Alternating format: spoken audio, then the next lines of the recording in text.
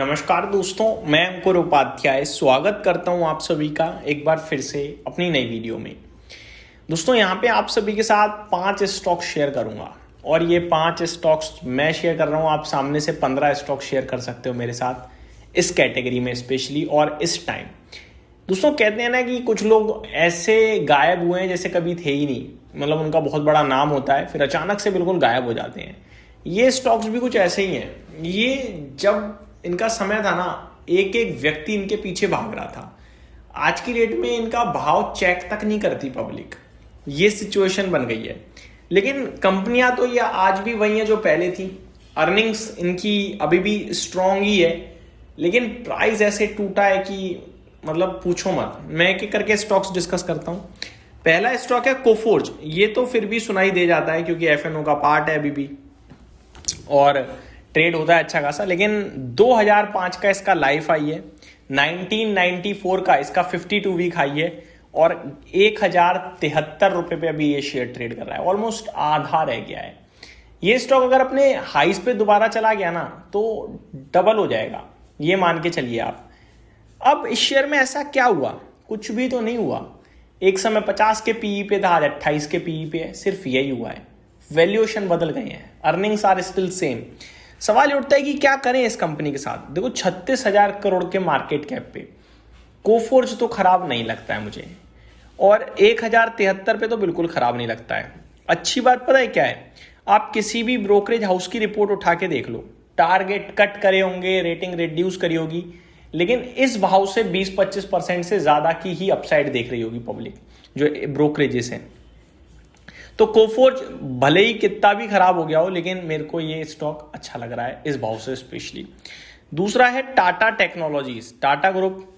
आपको याद होगा इसके आईपीओ ने ना सारे रिकॉर्ड ही तोड़ दिए थे। मेरे को याद है ये स्टॉक 500 रुपए के समथिंग इसका आईपीओ प्राइस था और 3 गुना हो गया ये लिस्टिंग पे, 1400 रुपए के करीब चला गया था और वही इसका आज तक का लाइफ हाई है। बाकी 52 वीक हाई 797 का है, यानी 800 रुपए के करीब का। गिरावट हम सभी ने बहुत बड़ी देख ली है, आज की रेट में 524 रुपए है।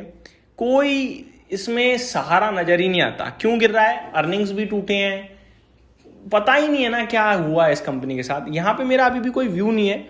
32 के पीई पे है, टाटा ग्रुप जुड़ा हुआ है, कंपनी काम कर रही है, अच्छा काम कर रही है, लेकिन इसको लेकर कोई ऐसा कन्विक्शन नहीं है कि हाँ लेना ही चाहिए या फिर आप निश्चिंत होकर बने रहे हैं अब नहीं टूटेगा। ऐसा कुछ नहीं है। जब से आया तब से टूटता ही जा रहा है। जब बढ़ेगा तो 10-20% बढ़ने के बाद भी खरीद लोगे तो बन जाएगा पैसा, और जब तक नहीं बढ़ रहा तब तक बिल्कुल बेकार है, दूर ही रहेंगे। क्यों? क्योंकि रिवर्सल जब आएगा ना तो दिखेगा। बड़ा रिवर्सल के बाद भी लोगे तो भी बहुत कमाओगे, क्योंकि टूटा इतना ज्यादा है, अगर चलेगा तो डबल ट्रिपल होगा ये। लेकिन जब तक नहीं चल रहा तब तक पता नहीं है 400 पे रुकेगा, 500 पे रुकेगा कहां, तो अभी अवॉइड ही करने के लिए बोलूंगा मैं। तीसरा सिप्ला, ये तो मैंने खुद डिस्कस किया है आप सभी के साथ 1350 रुपए पे, आज 1280 हो गया। 1700 रुपए का हाई है इस कंपनी का, कुछ नहीं बदला। इस बार तो अर्निंग्स भी खराब थी, खैर Q3 की अर्निंग बहुत ही बेकार थी, मैंने देखा था। लेकिन अदरवाइज मैं देखूं 22 के पीई पे है, 10 साल का लोएस्ट पीई है। यही सिंपल भाषा में समझाने लायक काफी है। कभी इस वैल्यूएशन पे स्टॉक मिला ही नहीं बीते 10 सालों में, हमेशा 30, 35, 40, 22 का पीई, मतलब सोच के परे हो गया ये।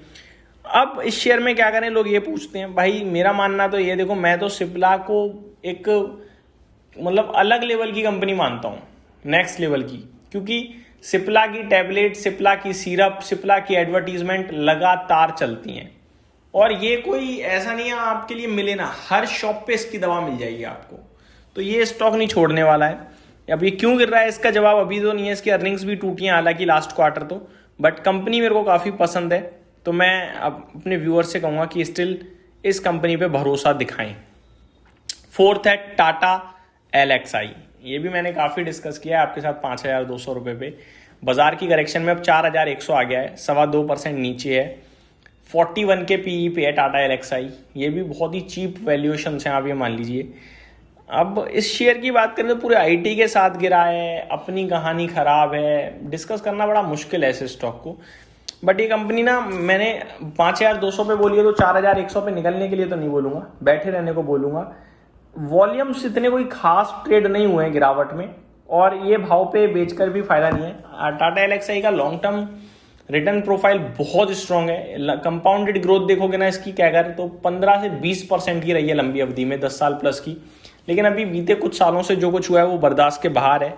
10,000 10,500 रुपये का भाव था इसका और वहां से गिरते गिरते आज ये 4,100 रुपये पे आके खड़ा हो गया है। लेकिन इस भाव से निकलना ठीक बिल्कुल भी नहीं है, मुझे ऐसा लगता है। Last but not the least, KPIT tech. एक एक व्यक्ति ने इस स्टॉक में पैसा बनाया, एक एक व्यक्ति ने। अलग तेजी थी भाई, चलते चलते ऊपर में 1928 रुपये तक गया था ये, आज 653 है। दोबारा वो लेवल दिखाने के लिए 3 गुना होना पड़ेगा, जिस पता नहीं कब होगा, होगा नहीं होगा। 22 के पीई पे आ गया, ये 80 के पीई पे ट्रेड करता था। यानी अर्निंग सेम है, अगर वो सेम वैल्यूएशन मिल जाए तो 2400 रुपये का हो जाएगा ये, बट नहीं मिल रही। अब यही तो मार्केट है। तो 22 के पीई पे तो मैं इसमें भी क्या ही खोऊंगा। तो मेरा मानना है कि है तो बैठे रहो। फ्रेश लेने के लिए आप बेशक अवॉइड कर सकते हो, लेकिन बेच के जाने का मतलब नहीं है, क्योंकि वैल्यूएशन बहुत रीजनेबल है। इसी प्रकार दोस्तों आपको बहुत स्टॉक मिलेंगे। मैं सिर्फ ये कहूंगा, वैल्यूएशंस अगर आपको रीजनेबल लग रहे हैं तो इस पैनिक में मत बेचना। Thank you so much for watching this video. Have a great day guys.